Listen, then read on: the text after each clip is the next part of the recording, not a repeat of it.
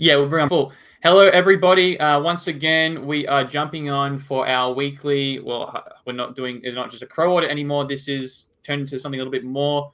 At the moment, we're calling it our e-commerce profit growth game plans. We might come up with a better title moving forward, but this is the weekly show where we get people from the community, bring them on.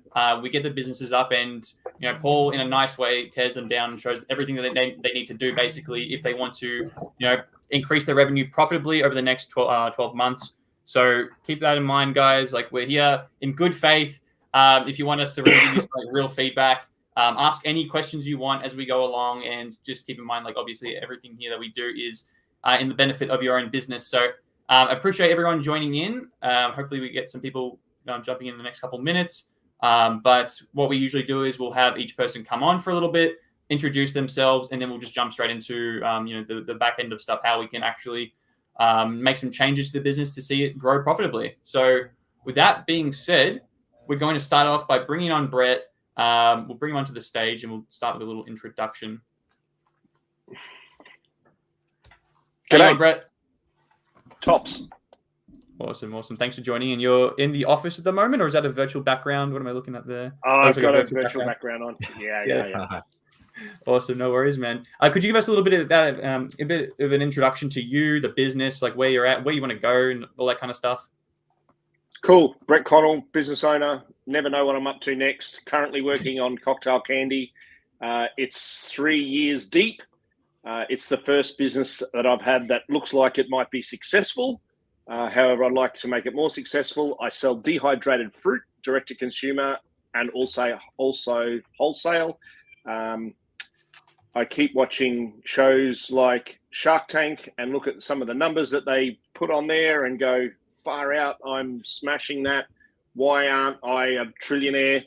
And I'm still not a trillionaire, but I'm trying. Not yet. How far off are you from being a trillionaire, Brett? That's the important thing. Long way, mate. Long way. Okay, got it. All right.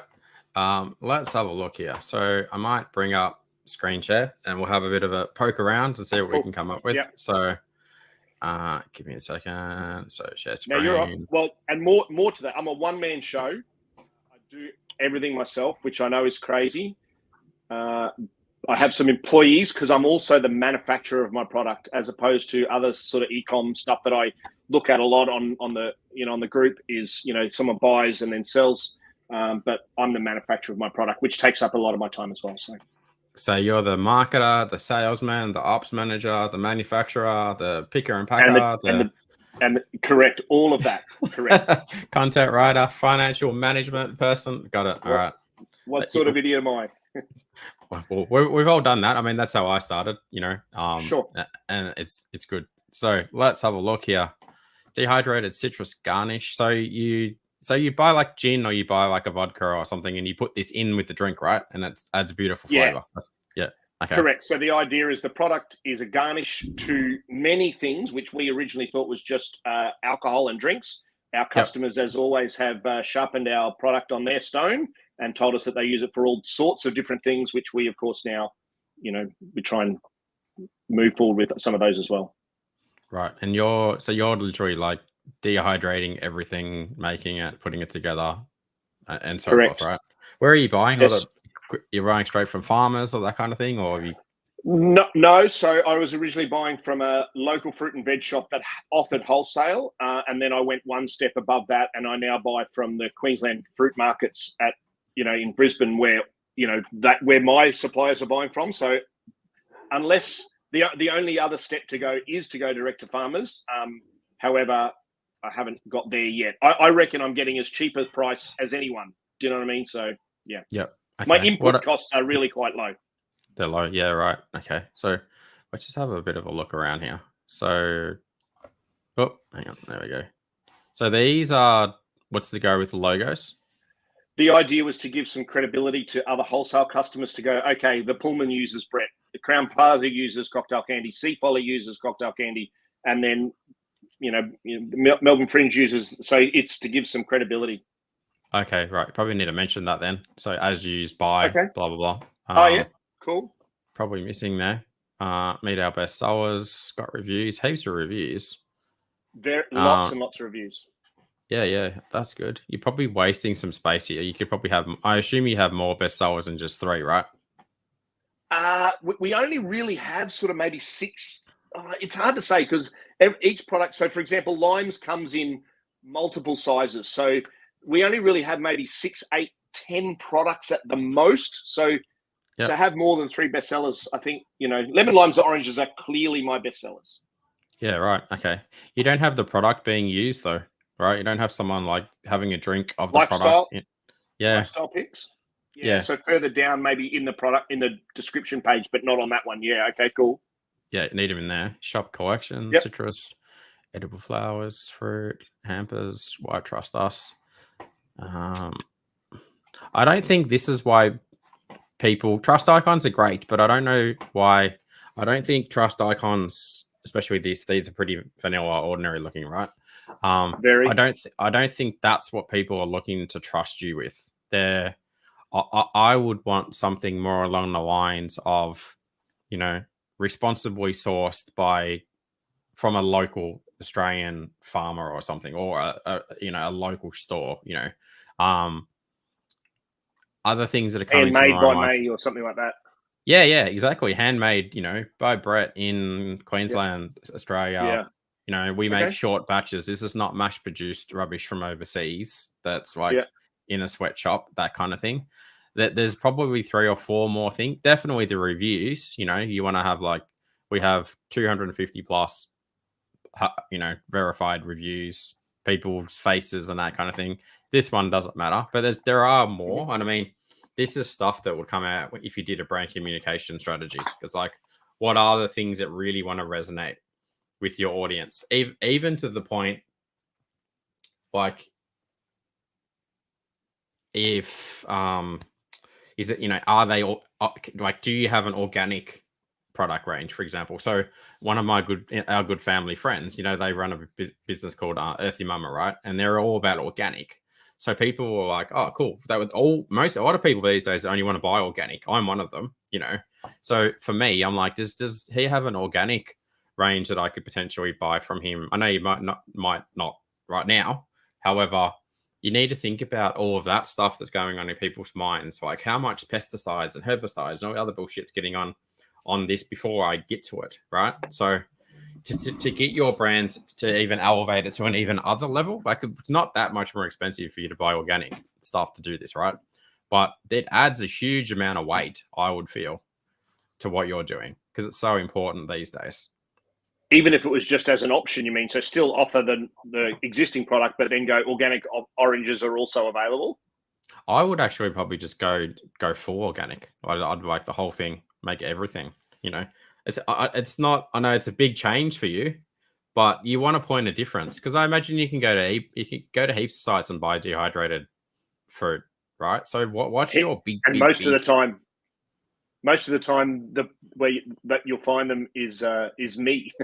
I'm everywhere, and I reckon I'm possibly in the top 4 production in the country. Maybe. I know what you're saying.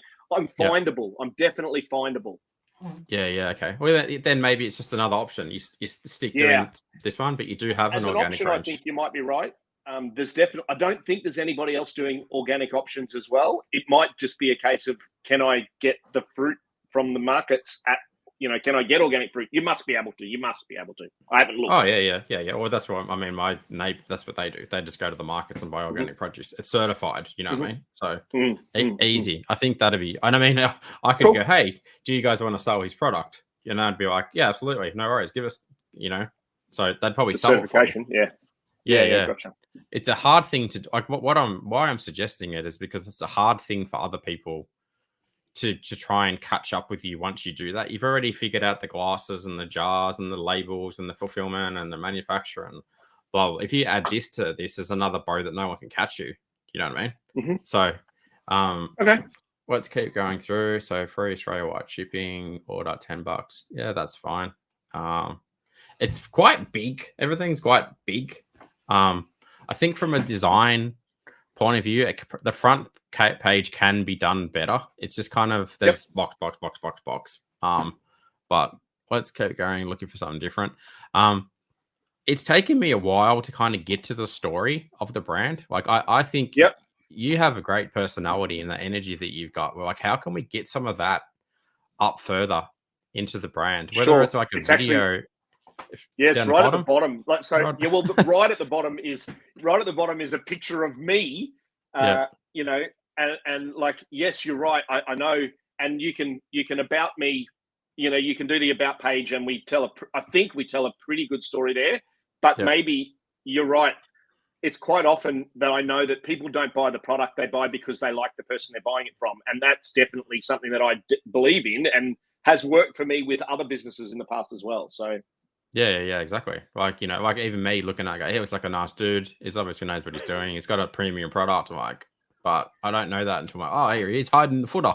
Yeah, You know? sure. So there needs to be that again, and that'll all come out of a brand communication process properly. So, let's get going through. This is good. What is this platinum? I think don't know what that is. So we'll come back to that. That's just automated by Judge Me. Yeah. Don't need this here. No one's going to scroll. That the flow of this is in the wrong section. Add the cart button should never be white either. It should be like blue, green, even yellow is better. You've got a lot of yellow going on there. So frequently asked questions, check out our socials. So you've got a lot of the images and a lot of the content, but the framework is actually not right at the moment. So the homepage does need a bit of removing around. So have you seen my conversion rate optimization course about how I teach people how to do a homepage? Like there's literally like 97. All right, no, I don't think so. We'll show you that at the end. It's like $97. Cool. It's just like have it in this order, right? So yeah, cool. You can probably move things around. So let's on here. There's some huge issues. If I go to citrus fruits, so dehydrated citrus online. Okay, so you've got a bit of SEO happening up there, but you don't have it in here. You just got like citrus, so that should say the same thing. Dehydrated citrus online, for example. And then you've got tons of SEO, like attempted SEO stuff going on here. I have no idea why they put it down in this section. It should be straight up the top though. So before the products. Yeah, always. Yeah. In an expandable. What do you mean in expandable?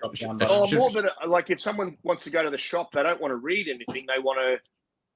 Yeah, so it should be like, you know, like this, for example. Yeah. Yeah. Boom, boom, boom. Start filtering. So that's what I mean by expandable with that read more business. Yeah, so yeah. not like too that. much, not taking up too much real estate, and because you don't want the products to be below the fold, though. I don't think. Yeah, correct. Yeah, but you want your metadata to be up higher, and it's in the wrong spot at the moment. So, you can't order the products from here. There's no add to cart button. There's no wish list functionality. There's not. You got to click the product and go through to the product. So is that one too many clicks? Yeah. You should be able to just go snap, order it. You know, like just simple example. If I go to shop by collection and you go add to cart. Thank you. What happens if you do click add to cart on that particular one and you need to change the size? Can you show me what happens with that one? This one might work different for you, but I mean, that's cool. Yeah. Okay, that might be a theme issue for me. Yeah, we use the same theme for every site that we use, right? So, you know, here's another site like we just launched recently for a client. Come along here, and you're like, obviously they don't have, they've got different options in there. But you add to cart, you know, like I'm going to add that simple, but that's the point, though, right? Cool. You need to be able to add it to your cart. See the same structure again: header, description, lots of content. Right. Yeah. Filtering down the left. You're missing all that too. You're filtering. You don't have any. So,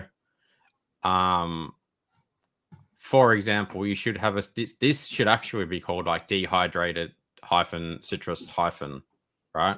And then in that section, you should be able to filter much like this left-hand side menu, and then much like this there. So, for example, you want to be able to go, if I land in that collection, I only want to see lemons, or I only want to see whatever. I want to see lemons or limes or blah, blah, and then I want to sort by price. Pricing is the same.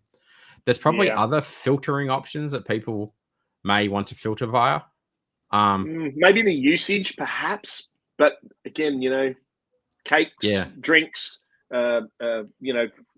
garnish for food, cheese boards, that sort of thing. The problem is they're usable. So yeah. Anyway, yep. I would have that as an option though. Pairs well with like like you said, goes really well in like soups and goes really well. Yeah, sure. Yeah. The 300 things. And you go, that's what I want. And they may apply to everything, right? Other things missing from here. There's no information about bestsellers or trending or favorites or it's on sale or anything at the moment, right? There's a lot more in there, but I'll go to another page. Go in here. So wrong buttons again. Yeah, need to change that. This looks all broken. That shouldn't be doing what that's doing like that. Like even basic things like this says in stock. It should say in stock, ships from Sydney, wherever you're from. You should have the option to do bundling here. So you go, I want to buy 3 of them for a slightly discounted price. You need a short description. You need some benefits. So short description is, much like I think Sally's probably done it.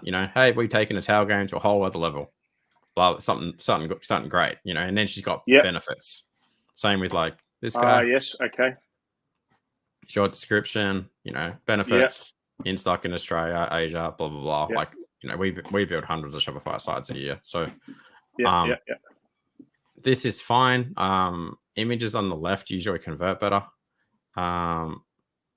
This is not done well because it's like they should all be in accordion tabs instead of being like this, because you can get more important information up there. Things such as like shipping is one that people ask for. They're going to ask for things such as, or there's going to be 3 or 4 different things where people go, I need to read that right now. So it's such as, the shipping will be up.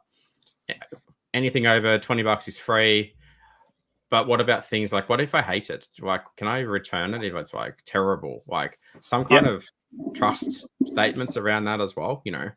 Love it. Sure. I don't know what that would be for your brand at the moment, but there'd be something around that we want you to love it. Do you know what I mean? If you don't, send it back. Or of course. Yeah, absolutely. We won't return your shipping costs, obviously. You know what I mean? Yeah. But we stand behind our product.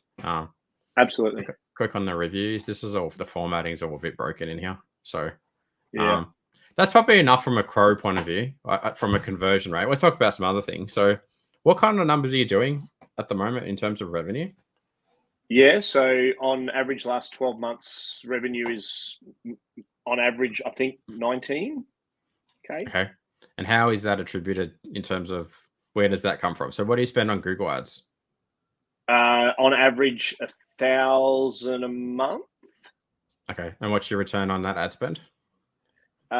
It's been about 3 to 3.5, but I've just changed to PMax. I've been using mostly Google Shopping, and I've just changed to PMax, trying that now, hopefully. Okay. And so, and you're doing it yourself?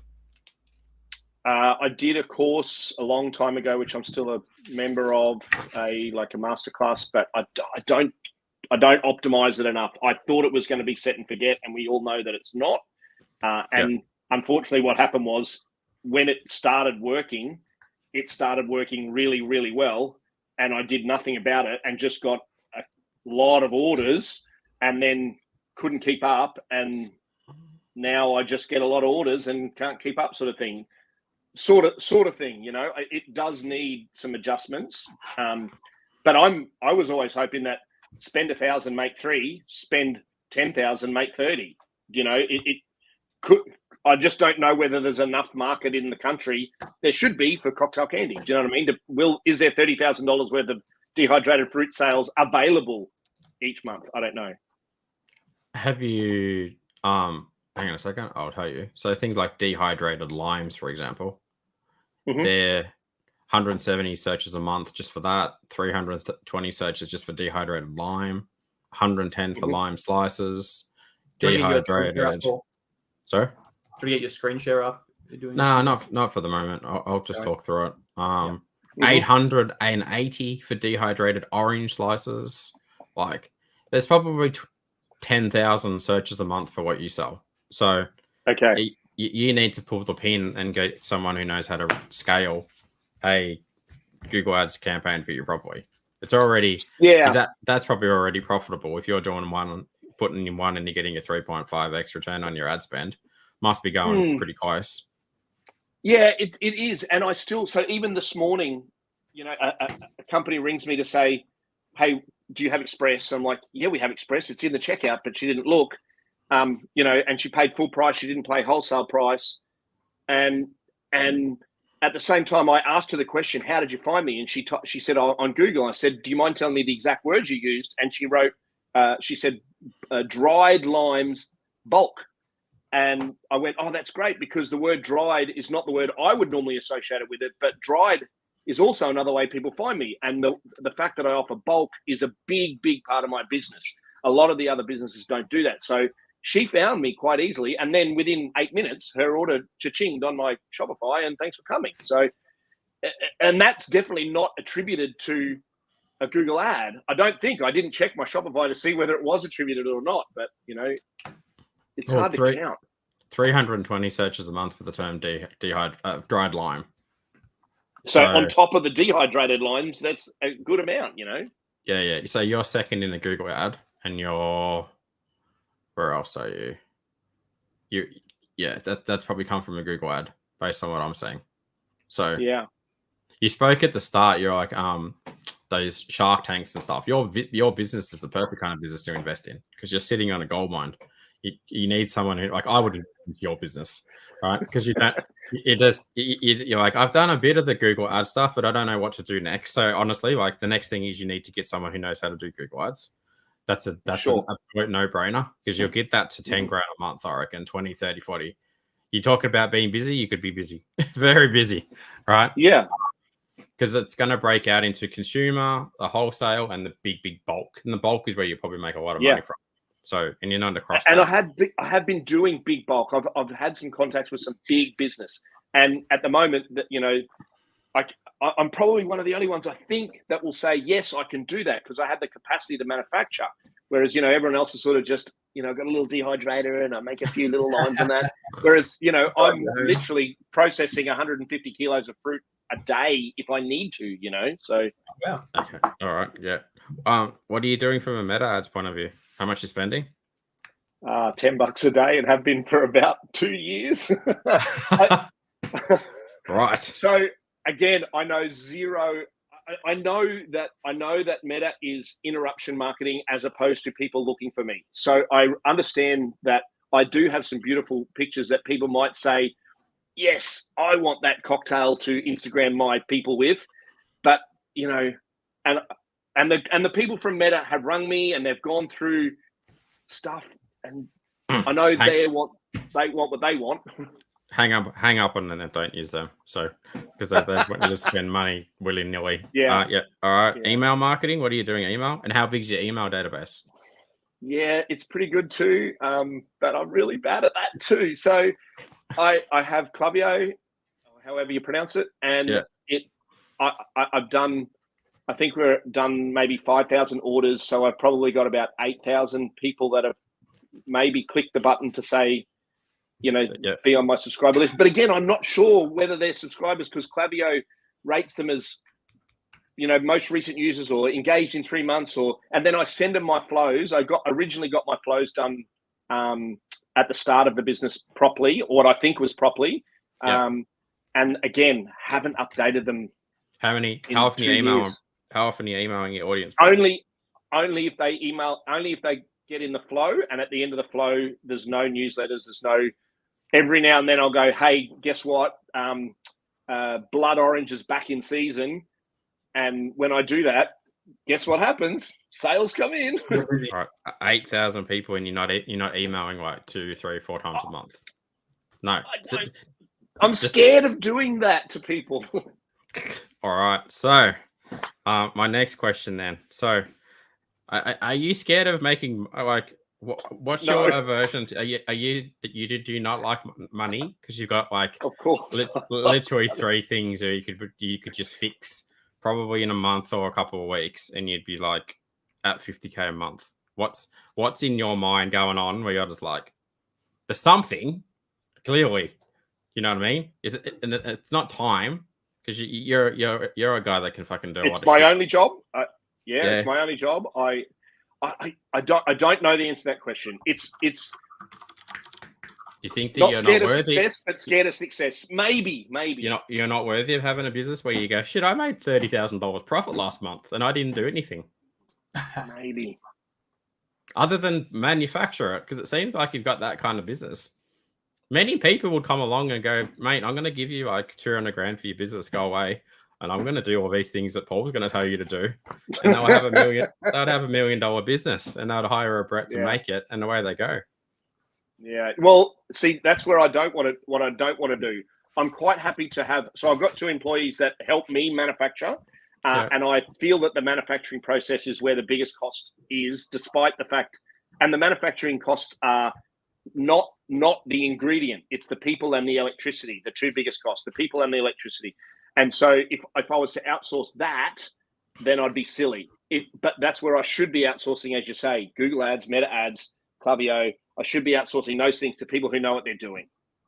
Yeah. Just do the email. Like, I mean, this is going to sound like a pitch, because it will, and we'll have a private chat. Sure. But if I'm like, hey, we need to fix your Google Ads, and we need to fix your email, and go and just, that's off your plate, right? We're going to fix it, and you keep doing what you're doing.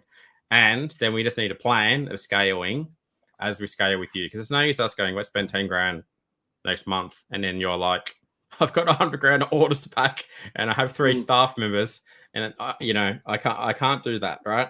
So that's the important thing. And I feel happens like in November. In November, that happens. Yeah. So between now and then, we got a lot of time for you to go, well, let's figure out how we handle that. Do we get a co-manufacturer? Do we do whatever we do? Or do we just do it? How do we scale it up? That's not hard to do. And you scale with like how much you spend. Like, so because you're the manufacturer, like you'll know how long it takes you to do stuff. You'll know how many more people need to bring into the business.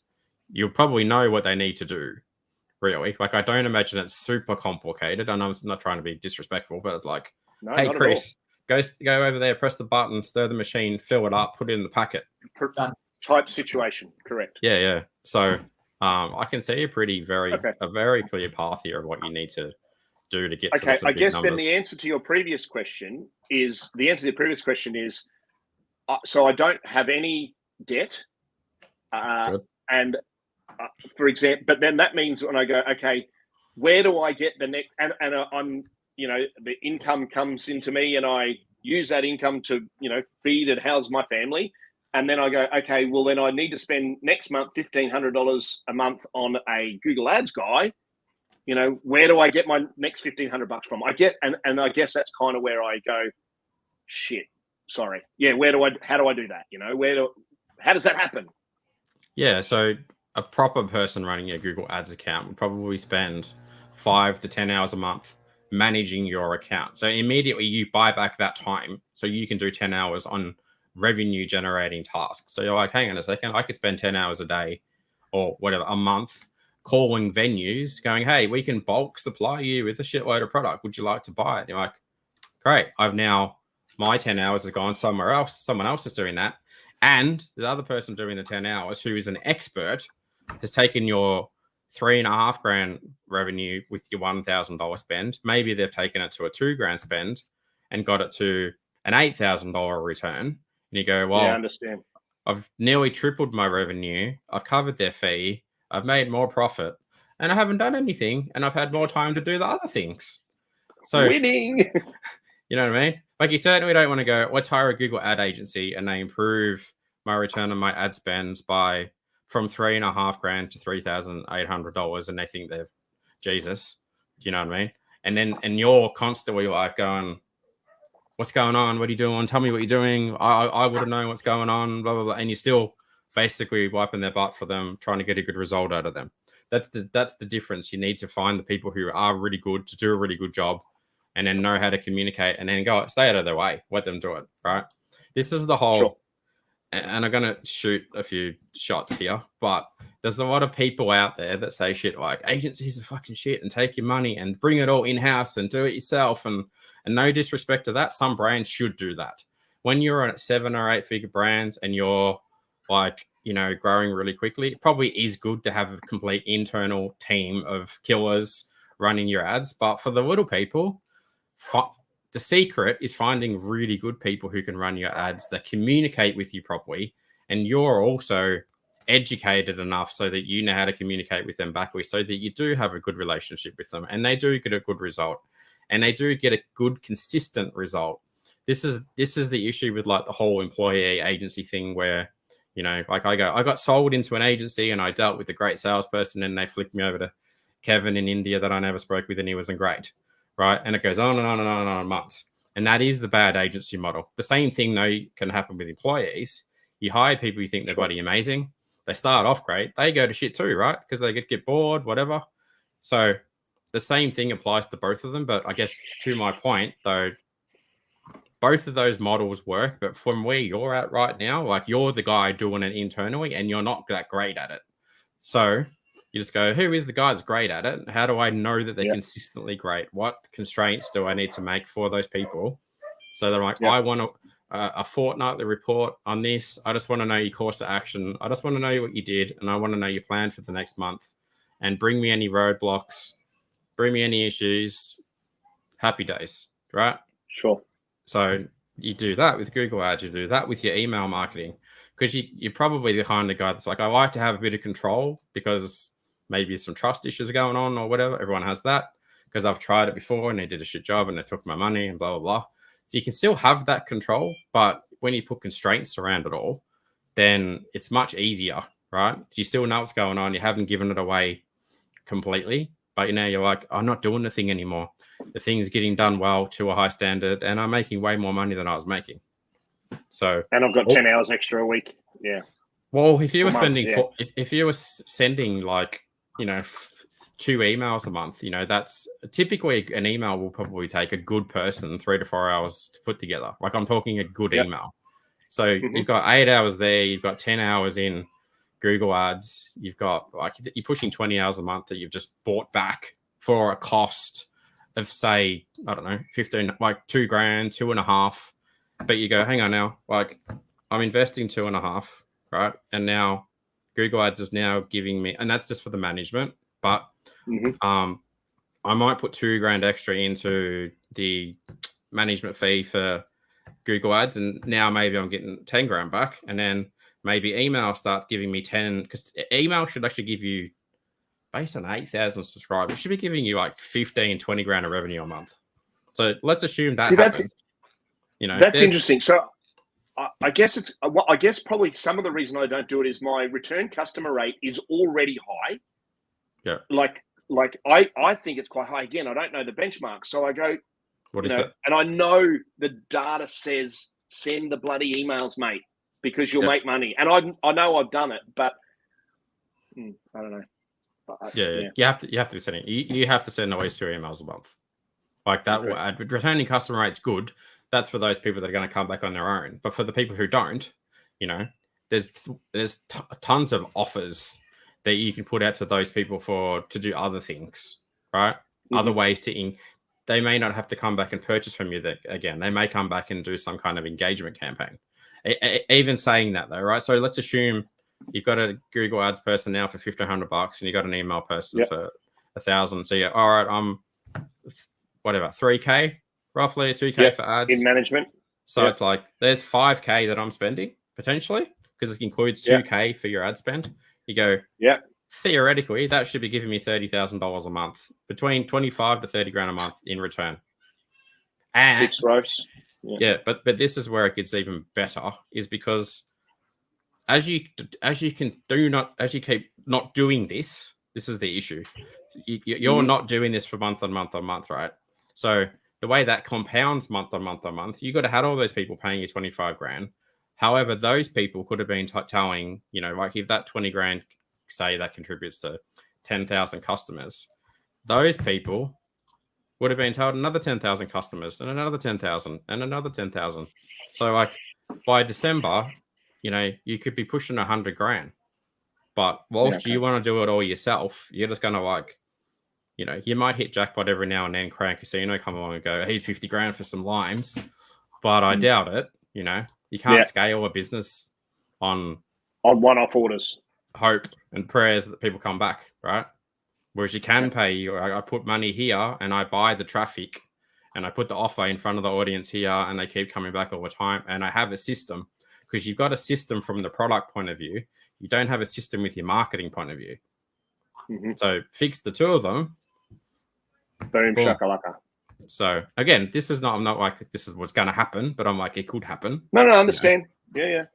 So okay, cool. Thank how's you. that sounding? Makes sense. Scary, but of course it's the truth. It's probably the truth that, as you say, I probably knew already that I have to. Let's work through that though. Why is it scary? Like honestly, if you know, like there's a good quote that they said the answer is already in the question, right? Something along the lines. So, like for you though, why is it scary? Because then I'm slicing fruit too much, and I don't know. Yeah, I don't know. You don't want to work hard? You don't sound like a guy that doesn't want to work hard. No, I've never been afraid of that, but I like to work hard other way. Like I'm not a young man anymore, and the physicality of the production is hard on me, and I'm not afraid of that. And I realise that there's probably, I don't know. It's not that. It's not that. My staff. I keep saying to my staff, "Why do you guys keep turning up?" And they're like, "This is the greatest job ever. All we do is turn up and listen to music." And they just think they're listening to music and putting, sliced oranges on a tray, and they get to choose the playlist, and they're happy. And I'm like, "Hey, listen, if you ever get bored with this, can you just let me know with a couple of days' notice?" So I don't, So is this more of a? Is this a side? Is this a hobby or is this a business? It was. So when it first started, I already had a full-time another business, and I've been doing this job now full-time, only this job, since March last year. So we're coming up to 1 year of me just full-time paying the bills with this job. So okay, yeah. And if you had some kind of trauma previously where something fell over significantly? Many times. Every single business I've had in the past. Okay. Was it caused by you? No, I'm a franchise tragic, and every single franchise that I've ever had, the franchisor has not done what I believe. You know what happens in a franchise. In Australia at the moment, the franchising system is not working. So I've had leases and I've had franchise agreements, and none of it never has ended with me successfully exiting a business like you should on a win, and I haven't really done that. All right. So, but the difference is here, you're the boss and you're running the show, and you don't have that. So you just got to go, all right, time to get rid of that labels that I put on myself, tear it off, have a bloody ceremony or whatever you need to do, get rid of it, discard it out of your life, and go, fuck it, I'm going to do this. Have a gin and tonic. Just put your big boy pants on and go, cool, need to find the right people and work and just go, let's go. I kind of agree. I probably know deep down, Paul, that you're spot on, mate. There you go. All right, let's make it happen for you, buddy. Okay. All right. I appreciate the advice. Let's chat. I'll get us reconnected again after this. Let's just go through a couple of questions quickly. There's definitely one for you. Well, it's not really a question, but Brett, your product might go well in addition to cake top. They make cake toppers, beautiful. So very popular with the cake making industry. So we also do as well as the dehydrated fruits. Yeah, sorry, what was that? I'll check them out. Our product, definitely. Both the dehydrated fruit. We also do edible flowers, which the cake industry has taken on board pretty heavy as well. So beautiful. Yeah, guys can definitely connect up then. Also, next one was just for Paul. Which theme do you use for your clients? We use the Hour theme, but then which you can buy it for like $60. However, then we go and apply my high converting framework to the Hour theme, which includes about 300, 400 different things that you need to change to make it convert, and do a custom design on the homepage as well. So you don't just go buy the theme and then it like converts great. It converts better than most people's themes, but you need to do. So buy the theme, do the $97 course that we released, which is like the world's bloody cheapest thing ever. It should be thousands. But like I said, if you really want a site that converts as good as it can, you need to customize the homepage. You need to do some like cool, funky custom coding. So, but that's a great starting point instead of all the other shit that's on the market that have monster banners on the homepage and things in the wrong spot and blah, blah, blah. Yeah. A lot of people kind of start with the free things and we all learn eventually. But a brand like Brett's, again, let's just say I invested into Brett's business, I would like scrap the theme, rebuild a custom homepage, and then do all the other things. I wouldn't try and go fiddle around with it myself because he's already got success. Yeah. Now it's just like, let's crank that success up further. Yeah, absolutely. Cool. Next question. Yeah, this is just from Troy patching a little bit of support. Paul, you're on fire. Apparently, you're doing great. So there we go. All right, let's go. All right, thank you so much, Brett. We'll put you back on the bench, but thank you. We'll reconnect afterwards. Thank you so much. Appreciate your help. Yes. Thanks, mate. See ya. Next, I'm looking at time, and I want to get Catherine on because her business is like kind of will stand out in this group. And actually, if we run out of time, I'll make sure that we set up a time privately for you so we can still get some help for you. We'll do Ash as well. We'll do both of them. We're being she's cool. set here as well. We'll make it work. Do both. Beautiful. That sounds good then. All right, let's jump on Catherine. Nice to meet you, Catherine. How are you? Yeah, I'm good. Nice to meet you guys too. Awesome.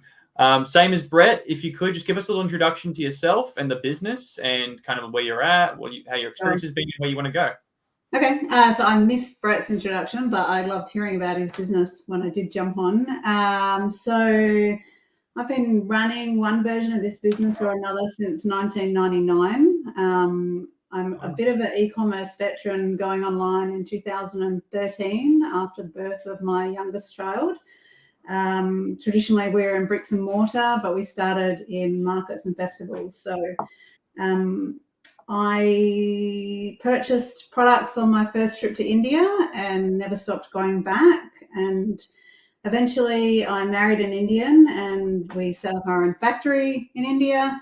And we run an e-commerce women's fashion brand out of Adelaide and a factory in Rajasthan in India. Oh, wow. Okay. You got a pretty sizable team at the moment doing everything that you're doing? Our team in Adelaide is about 8, not including my husband and myself. So we do dispatch in-house, and I'm our chief marketing officer and creative director, and he's sort of our operations manager. Yep. We have a team of about 50 in India, including tailors. Yeah, amazing. What sort of numbers are you doing at the moment? Well, last year we did just shy of 5 million. Got it. Okay, cool. All right, let's have a look around. So, and we'll break it down just like we did with on the previous call as well. So, share screen, entire screen. Cool. So, good numbers, good revenue, good size. Been around for a while. Let's have a look here. So, and I also was looking at this. You got monster great organic traffic growth. This is really good. So okay, that's good to hear. So that's probably, so Google is definitely one of my areas that I lack a fair bit of information or kind of education in. We do have a couple of guys doing SEO for us, and we've been working with them for about 6 months. Okay, that's an interesting comment, because that since then though it has actually declined. January, so it was going good until it's probably longer actually. I think it was mid last year. Oh, okay, around here then. So yeah, it went up good, and then this is also the whole ChatGPT thing. Internet traffic is just dropped off by about 20%, 30% anyway. I don't know how that affects your brand, but I see this with a lot of brands. Okay. This is still like surprisingly incredibly low, like your authority score for the amount of traffic that you've got. So I'm going to assume that you're getting all your traffic for branded search terms. So yeah, you are. So like, 5,400. So it's probably 10,000 people a month just know your brand name and find you. Mm-hmm. So it's all looking here. Are you familiar with this tool? I assume you would be. Is this SEMrush? Yes, I did have it, but I just didn't have time to dive into it. So I've let my subscription go.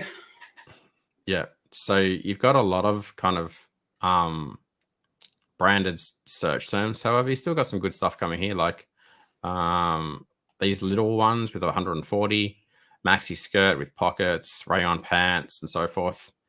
So we get all the way down here. Yeah, Karma, Indian cotton dresses, Karma, I think a lot of this can be done better. Looking at what I'm seeing, you're probably still leaving a lot of money on the table based on the way that they've structured stuff. So we'll come back to that in a minute and have a bit of a look. So if I go onto your Corderoy page, so what's going on here? Yep, hang on. So this is your H1. Yeah, that's fine. Sort by best sale was featured. That's good. Filtering options, size, color. Would there be other ways that people would want to search for as well, like style, pattern, other, collection type? This seems quite thick, like quite basic, the way that that's being done at the moment. I guess like product wise, this is probably the largest range that we've ever had. And I guess, if we have got filter by color now. I mean, that was only last year. I think we had a theme change last year where we implemented that. It is quite a simple website, but a lot of our customers like that as well. So I don't know that we've had that many complaints about, difficulty finding things within the collections. Like I would consider adding things like, does it have this gold detailed in the buttons, for example? Maybe some ladies want to search for that. Does it have gold? See those buttons that you've got on the clothing there, for example? Because at the size that you're at, the friction points, as I call them, are going to be micro. But those micro friction points for you that are like one in every 100 person leaves, you're like, well, that's a big deal because you're sending thousands and thousands of people to that page. It's different to other brands where they go, oh, we probably don't need to do it because like whatever, right? But at your size, now you're going to go into the micro details. So simple things, you're like, hey, this is Jamie's corduroy dress or whatever. And this is Catherine in the photo. Catherine's wearing a size 10, right? So other ladies, and they go, oh yeah, great. Like I'm a size 10, like I want to buy that one. This lady, she's a size 8. Like, got it. Okay. So I'm probably going to need because I've recommended this to a few brands and it does help with conversions a lot. Like this, what she's wearing. It's actually really powerful. Coming back in. Where are you suggesting putting that? On the image itself. Okay. So what is that? What do you use for that? Put it on the image. Put it on the image, as in like artwork. In the image, have text saying. Yeah, like a circle. Model's name. Yep, she's wearing this size. Model size. Okay. We did have it in the product description, but I haven't considered adding it onto the image. Yeah. All right. Let's have a look in here. You don't have, so there's lots going on here that could be improved. There's no metadata in there. So such as like the 3 or 4 things that you would use to describe this outfit, right? So, this is our so-and-so collection. This is made out of organic cotton. This is made out of, it's a limited run. We only have 1,000 of these. People go, yeah, tick, tick, tick. I want to buy that because of those things. Okay, so where is that typically? In here, in that section where my mouse is. Have you got an example of a website that does that well? Yeah, something like I showed this one before. So that's one example. You can do it like that. Get some other ones. So I think these guys are doing it as well. Nah, they're not doing it. Quench is doing it. Yeah, let's have a look. So in here. So they've got a lot going on in there. You don't need to have that many in there, right? But there's certainly a few in there. Just the tick, tick, tick, and you can display it however you want. You can do like the other site did. You can do it like this. You can do it. These guys are another client that we work with that are considerably bigger than you as well. I think they're doing parts of it. I mean, they do it like this, right? Even more detailed. So there's so many ways that you can do this. It will add a lot of, it'll help with the conversion, basically. Okay. What else is going on here? Your add to cart buttons don't have any hover state when you change over them. That needs to change so that it needs to do something when you put your mouse over it. Is there a reason you don't do shop pay? We do. Oh, we might have switched to. No, I don't know. Turn that on. We do take shop, but maybe we've something's not working. I'm not sure. That'd be costing you $1 million a year if you're a $5 million business. at least. It's definitely been on. I think somebody else recommended that because that's the only thing that shows up when you, it monopolizes that. So maybe that's why it got switched off. I would change it. You don't have any information about your shipping's probably in the wrong location. It probably doesn't need to be in an accordion menu. Sizing guide is in the wrong location. Sizing guide should be like up near this section so that you can see immediately. So you don't have to go fishing for it to find it. Because it's like that one of those things, but like, oh, I can't find it, too hard, I'm leaving. Right? Yeah. So related products, I would change this completely to be like, is this a complete the look kind of thing as opposed to related products? Because that's what you're trying to do, right? Yeah, well, it depends on the outfit. So in this instance, yes, because it's layered with over those style of tops. But if if it was a item of jewelry, for instance, it might just be another pair of earrings from a jewelry collection, or a similar style of necklace, or I think you should have like a complete look section on there, and you have these are the 4 things that you should also buy when you buy that. So if you buy this, you should also buy the leggings. So, and here they are. There, this is the same color that she's wearing, and you go, yeah, I want to buy. Add to cart, and you go add to cart, done. Oh, here's the jewelry that she's wearing. I want to buy that as well. Thank you. People don't want to think; they just want to tell me what to buy. So change that to complete the look rather than related products. Yeah, big opportunity there, I think. All right, customer reviews, that's good. What about the homepage? Big banner. Is the brand story hidden down the bottom like everybody else's stuff? Yeah, there's it down the bottom. Where is it? Keep going down to the bottom, the footer menu. Our story. Yeah. Oh, okay. Move that out of there. Move it into here. Like no one's going to click that. Okay. So your brand is strong because people know your brand. People who don't know your brand come to your website and they don't know anything about it. They have to fish to find it. So like it's clear. I can see why you do as well as you do. You've been around a long time. You make a great product. So you're accommodating your existing audience again and again and again, right? But for all the new people that come into the business, they're like, I don't know what's going on. Unless they've been told about your brand by a friend or family member, it's not immediately apparent why they should buy from you. Yeah. So that's probably causing you a lot of, that's probably why you're not a $10 million a year business at the moment. Simple things like this. What's going on here? Let's have a look.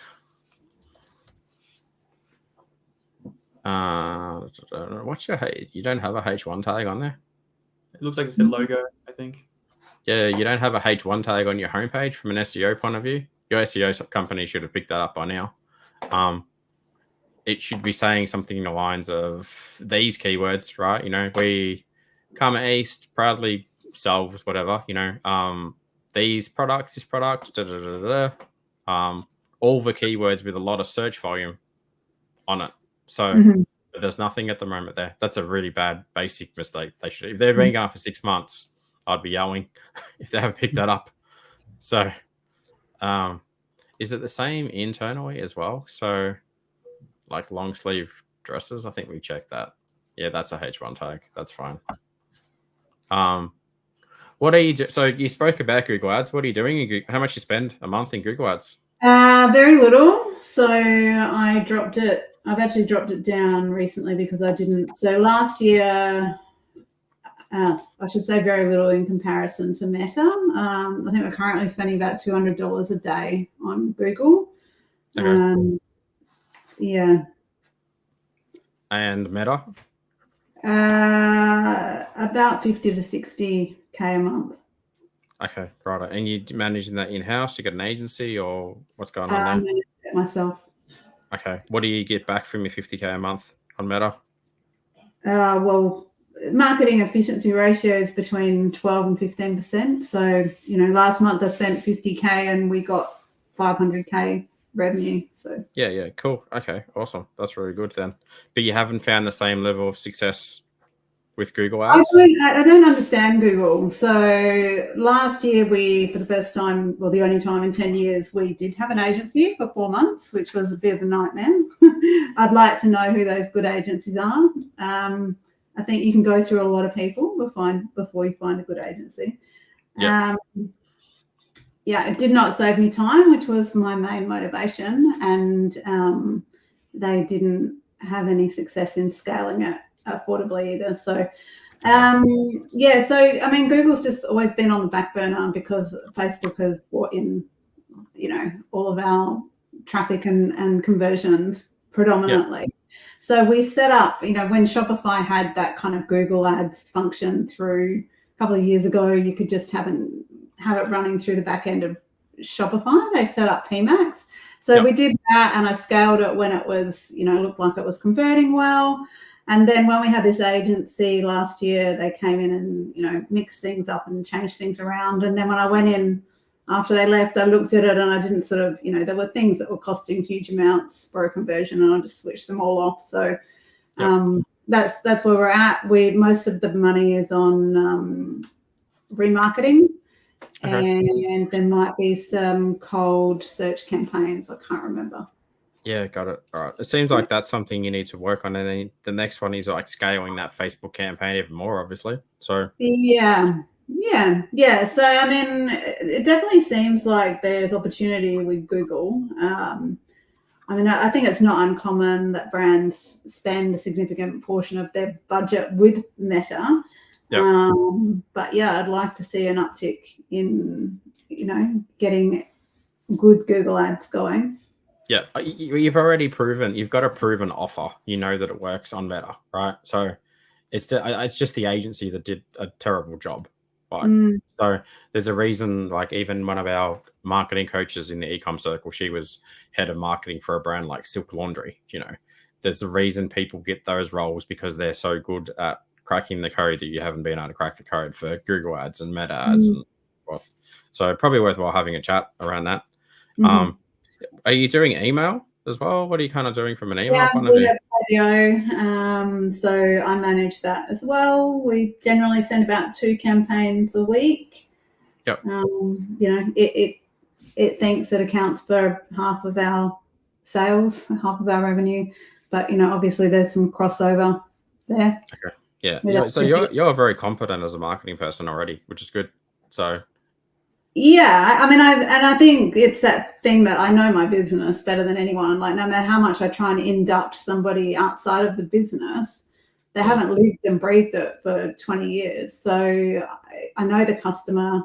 I'm currently upskilling a bit in Facebook, or trying to. So it was an unmitigated disaster handing it over to someone else. Like, I felt like I was being gaslighted, basically. Oh, really? Okay. Yeah. It's you. You're the problem kind of. Just presenting stuff and saying, "Oh, we thought we were doing a good job," and I was like, "Well, yeah." Anyway, it's water under the bridge. It's all a learning experience. So onwards, but yeah, I definitely see Google as being the next kind of peak to tackle. Yeah, I reckon we'll have a chat about this in a couple of days or something, but huge opportunity Google opportunity to do Meta ads better. Probably definitely not giving it to someone else, but like one way we work is like we can coach you to be a better Meta ads person if you do want to do that. So, we do like daily calls and everything inside the eComm circle. And like, hey, I've just got an issue on this thing. What do you guys think? How do I fix it? And we're like, do this. And you're like, okay, that resonates with me. I'll go do it. I'll come back. I did it. It worked. Cool. What's next? I think that's where what we do with the eComm circle is so powerful. Whereas what most agencies do, they're like, you do the thing or we do the thing, and then we argue about the thing, right? So that compounded with basic crow issues that are wrong with this website. I think you fix that, you fix this, and we haven't even got into anything else yet around the rest of your business. So I think there's huge opportunity that you could be add another 30-40% to this what you're already doing. Well, we have scaled significantly over the last 2 years. So, and we're still, and I think one of the things we realized last year was that scaling as well is not without its issues. Like, so we've just kind of, it's good to be in control of exactly how much you scale, which with the agency just sort of seemed to go a bit out the window. So, I need to know, I want to project, like, if we're going to scale 20% this year, I know it doesn't sound a lot, and it's probably not if you're doing $80,000 a year, but if you're doing $5 million a year, it's quite a lot logistically to get that other $1 million happening, right? So I think that was kind of the big realization we came to last year, is that, and I think it was last year or the year before, we kind of doubled our numbers, one of them. There's been a couple of not last year, maybe the year before, a couple of years where numbers have increased dramatically. We've had to add team. We've added, had to come up with new protocols. We've installed new software, and it's taken the team quite a long time to get their head around that sort of stuff. So I think from here on in, we've got a fairly good foundation of just understanding also the cost involved in scale. And that was something I felt a bit gaslighted around with the agency, is that every time I've tried to increase my ad spend over 50K, the cost per acquisition has gone up. And I just kind of, no one's actually said, yeah, well, that's what happens, but I suspect it probably is. Have you done any exercises like what I'm showing on my screen here, where you've broken out collections like this? So this, when someone joins our circle program, we help them get very clear on like their top 10, 20, 30, 40, 50 products and their collections, and then how we're going to scale that in terms of, here's collection 1, and these numbers are just made up, right? But we're going to spend this much on ad spend. We need a return on ads. We need an expected revenue. We're going to do this on meta ads. We need this, we need that, and go there. And then have you done I haven't specifically done that kind of work, but I do that in my head. So my actual campaign structure, when I took it back from the agency, was they really wanted an evergreen ad. So they just, this is a big thing. It's like, get something that you can sell all the time.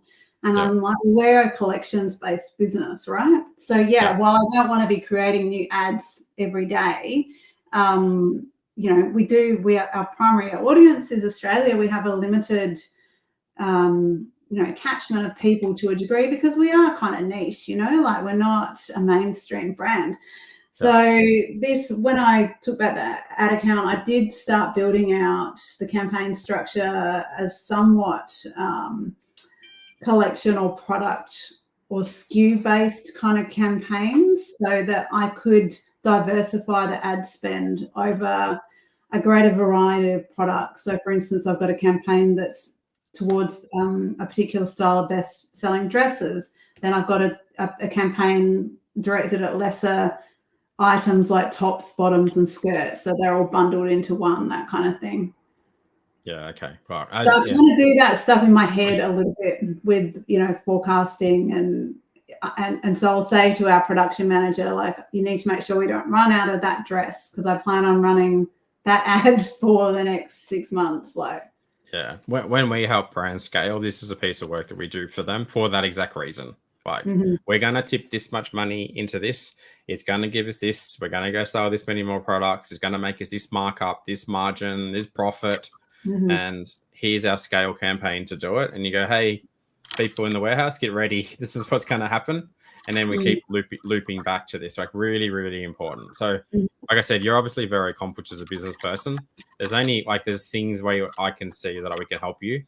And it's like, you need to do this, you need to do that, and then this is what we do next. So has this been helpful so far? It'd be good to have another chat, I think, as well. It's always good. Like, I like having tips about where you can improve on the website, and you know what it's like when you're too close to the forest, you can't see the trees. So it's really good to have outside eyes on it.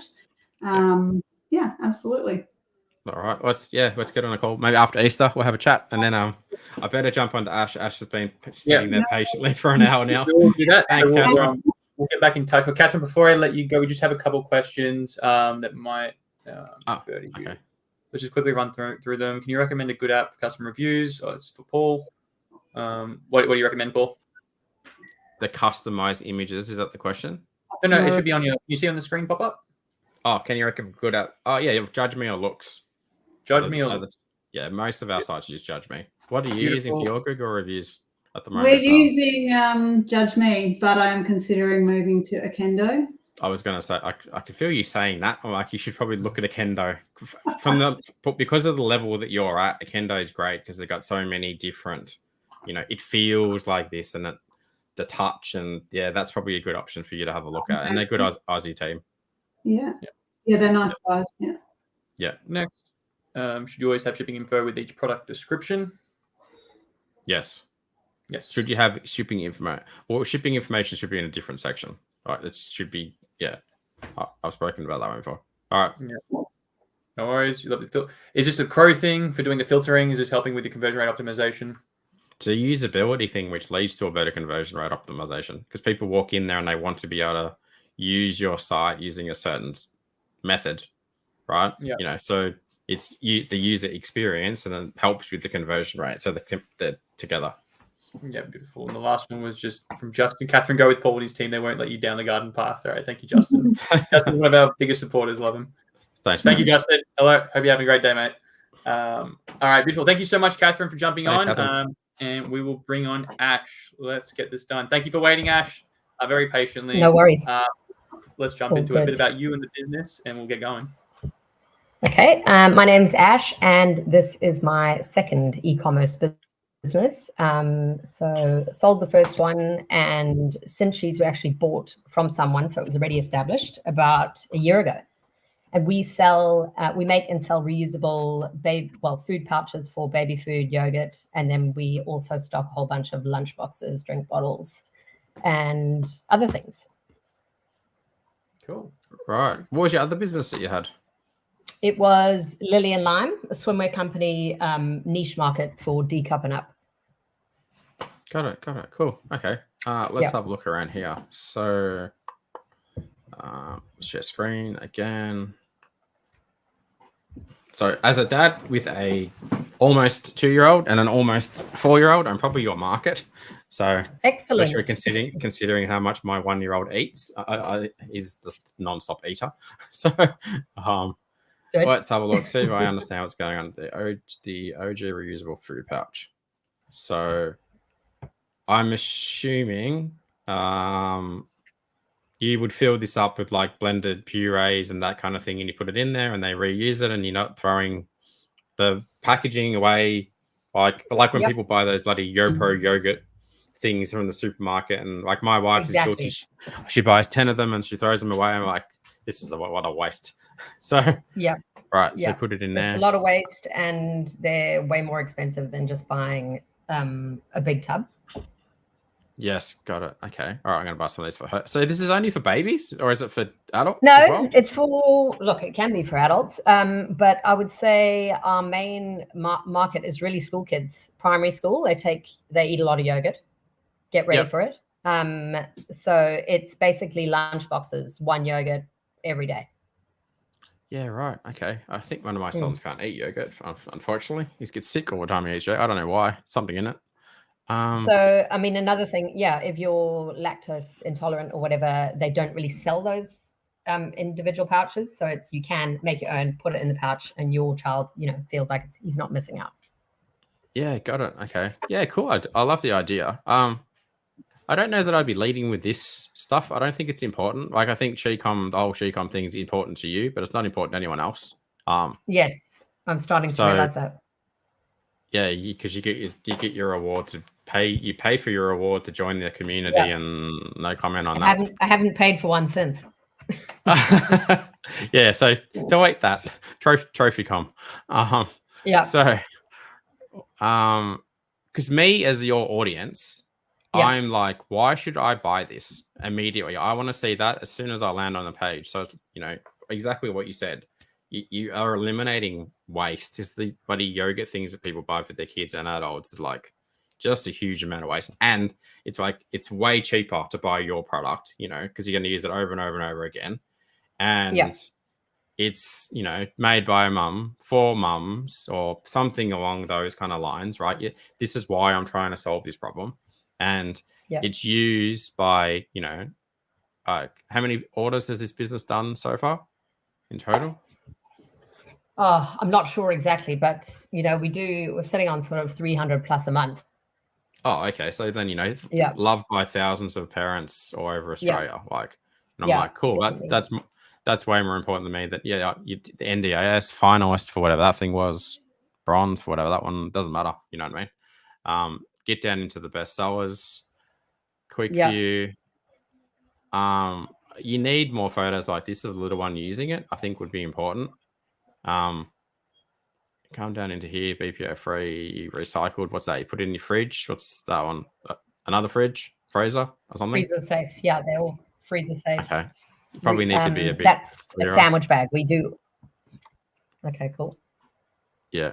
I think we need to have more of like, how do you use this thing, right? Before we get into the best sellers, there's no story. There is this original award-winning number one by mums Ziploc bags.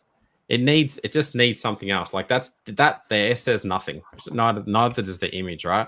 So it's a big waste of space, that top banner, and I think it can be done a lot better. So is the main product this, or is the main product like you sell bottles and bags? The main thing we sell is definitely the yogurt pouches or the baby food pouches. So that's our biggest seller by a long shot. If I click on shop, then why don't I see it at all? Like where it's like hidden down. So it's reusable food pouches. Yeah, but so I've just clicked this. Okay, so organize the shop. Yeah. Organize the shop collection. Like, do these things sell well for you? They do, yeah. They do as well. Okay, because that's a bloody tough market. I mean, seasonally, obviously more October, November, December, January. And then throughout the rest of the year, it's kind of like people just topping up when they break. Oh, yeah. I go through so many of these things. They always get lost. Like they don't come home from daycare. They don't come back from daycare. I feel like it's confusing with your navigational structure. So the front page doesn't guide me to what I should be buying and the order at which I should be buying it in. I feel like there needs to be some more. You need to lead with a certain product strongly, and then as you go through the purchasing funnel, then you start talking about like, hey, you're probably going to want to buy this and this. So again, this is going to come back to how people come into your business.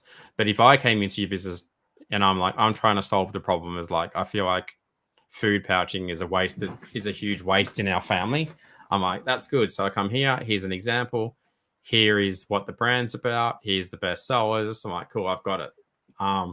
But if I scroll past this, now I start going, oh, they sell water bottles and lunch bags and bento boxes and blah, blah, blah. I'm like, to me, it gets a bit confusing. Like, if anything, if this was my business, I would just go hard on that product. Like, you know, because Cinchi's your brand, right? But I mean, so everything is a Cinchi's, not like you're calling the pouch a Cinchi's, right?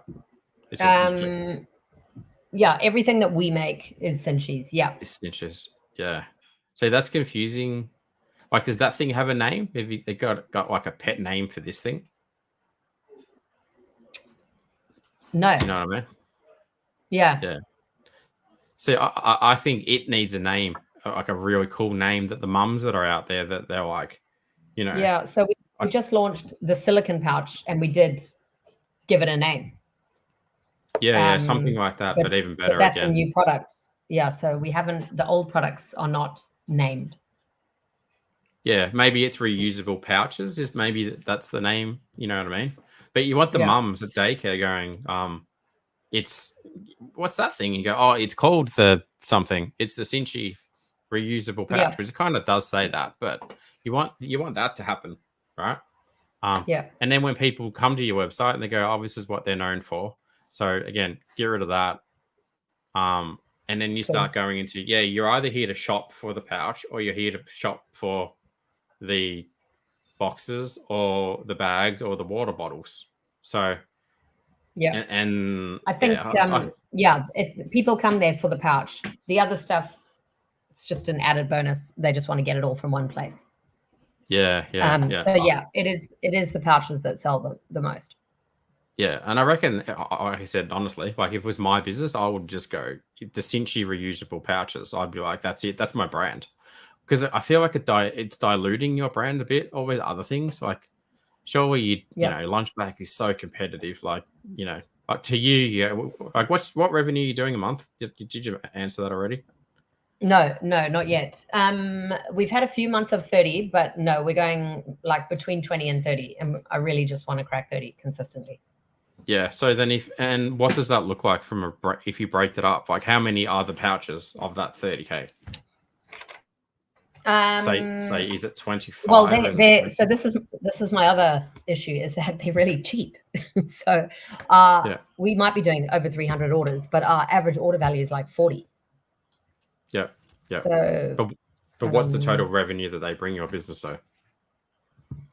Yeah, they are majority of it.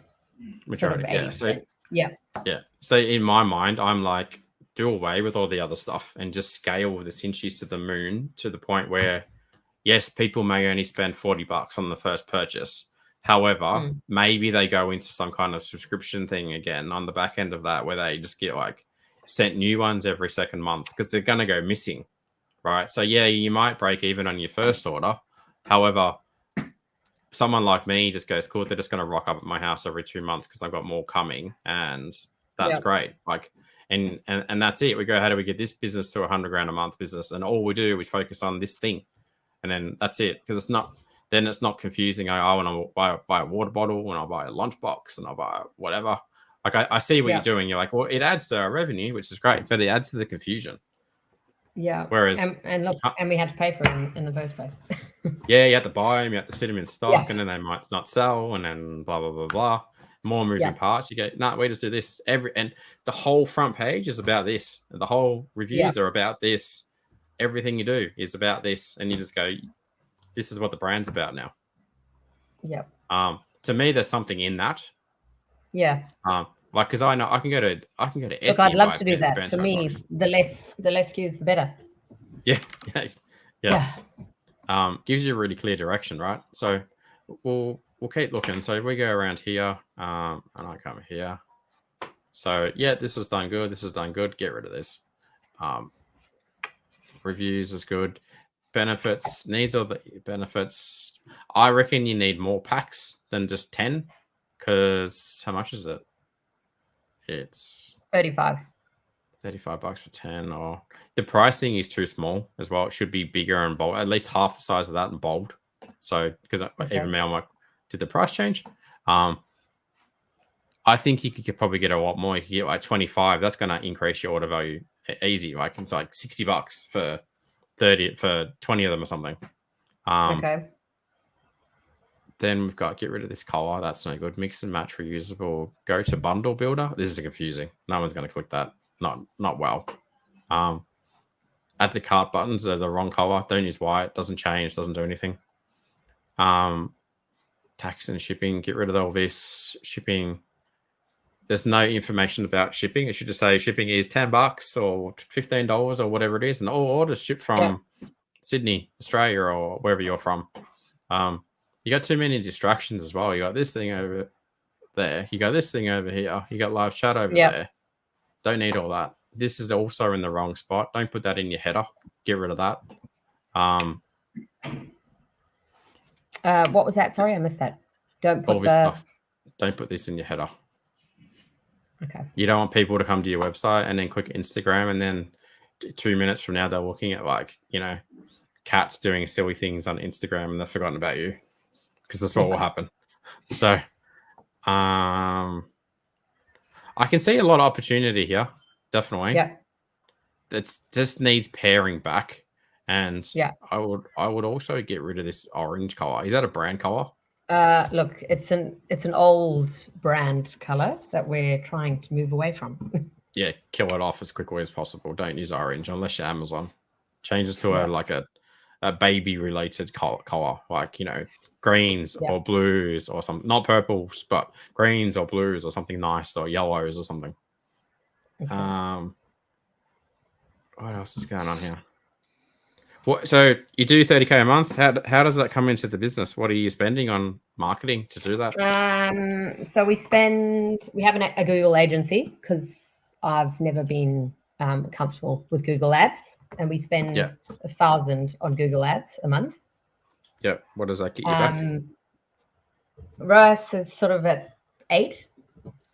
Oh, okay. Really? Just mainly for that product, the silicon pouch product? Yes. Yeah. Okay. What do they cost you? What's their management fee? 1,000.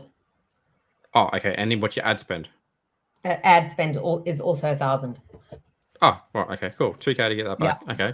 That's it. What are they doing to do more of that then?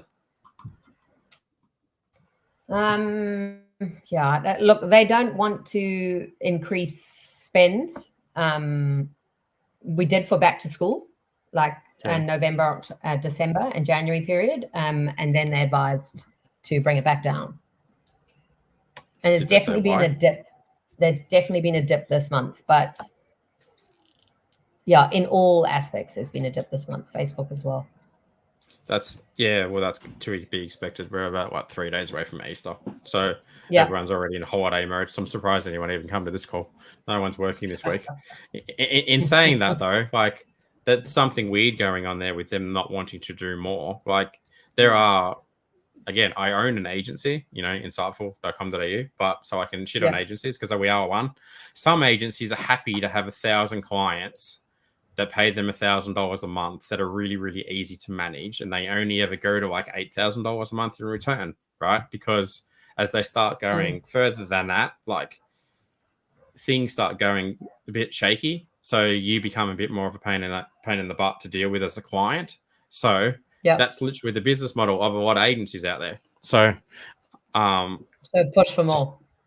So I would be pushing for more. Absolutely. If you can scale it, because you want to be able to go, well, like, what if I put $3,000 in and I got like, 25 grand back? Like, pretty good result, I'm mindful that it might go pear-shaped, and this is the point that I'm trying to make. It's going to be more work for them.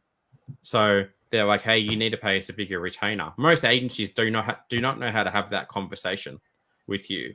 So they should come to you and be like, Ash, like, you're going to have to pay us like $3,000 a month retainer now, but we're probably going to be able to get you 26K, but we can't guarantee it. So rather than having a difficult conversation, doing it and it may not work or it may work, let's just stay where we are forever. And Ash is just going to pay us $1,000 a month forever, and that's it. And she's easy to deal with. Okay. But versus Ash might leave if it goes shit, or Ash might stay forever if it goes great, or Ash might take it in-house if it goes really great. This is the problem with agencies, much like the same problem with employees is exactly the same though. Like if I push too hard and it goes crap, she's going to fire me because it went crap. But if I push too hard and it goes good, then that comes with its own problems as well, because then there's the expectation that I need to constantly be good. So I'll just constantly be average, and she'll be okay with that. And then, do you know what I'm saying? So yeah, I hear you. I hope everyone watching this takes a bit of information out of what's going on there. So in my mind, it needs to go. We start here, we scale there, we get stable. We're stable. We're all good. Everyone, the wheel's not going to fall off. Cool. Go to the next level. We're still good. Yeah. All right. Go to the next level. Okay. We probably can't go further than this. This is where we're going. Okay. Now we're going to do other things. Your job now is to keep doing a lot of work to keep making sure it performs at that level, staying at that level. We're going to go fix the other things in our business, right? Yeah. Okay. No worries. But inevitably, can't say the word. Someone always decides to go, oh, I'm just going to take initiative and do things on my own back and change stuff. And then, hang on. Hey, what happened to our AdWords account? Why did you do that? It was working. Oh, I fiddled with it and I ruined it. Like, I didn't ask you to do that. Right? It's such a common thing that happens out there in marketing managers and agencies and freelancers and business owners, and like, leave it alone, basically. Yeah. So, okay. What else was I going to ask? So Meta ads, you doing much on Meta? Yep. We do spend a lot on Meta. Loved Facebook ads with the previous business. Just can't get it quite operating like the old one used to. Right. Okay. But we spend between $2,000 and $3,000 a month. I am doing it myself. Yep. Okay. Righto. Do you know what you get back from that $2,000-3,000 a month? Look, our cost per acquisition is at like 30, and on a $40 order, it's Not profitable. No. Okay. Right. You but just it sound like I mean, in saying that, it changes. I mean, yeah. it changes month to month, day to day. Right. And I'm obsessively looking at it all the time. So final question for you then. You're doing 30K a month. What do you want to get to by the end of the year? Throw a revenue number at me. Look, I don't mind staying 30K a month during these normal months like March, but in November, December, January, I'd love to be at like 80. 80, 100. Yeah, 80, okay. 100, yeah, honestly. How important is it for you to hit those numbers on a scale of 1 to 10? 10. 10. All right. I think we need to have a chat then about how you can do that, right? So, sound good? I think we'll have another chat about this. All right. Any other questions for me so far? Has this been helpful? No, that was good. Yeah, that was great. Thanks. All right, cool. I'll let Chris organise something probably next week, and we'll have a look. Yeah. We'll be in touch. I think everyone on the call today, I think we should all have a conversation. So whatever works. I think James will reach out, or I'll reach out, and we'll just organise from there. But thank you so much for the time and just being patient, Ash. I know these things can go pretty long, and you sat there very patiently. I hope you got a lot out of it.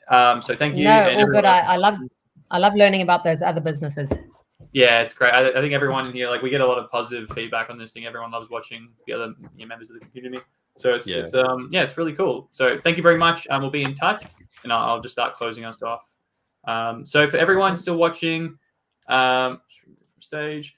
So I appreciate everyone here watching. I know you probably learned a lot about how we kind of help businesses to grow and become more profitable.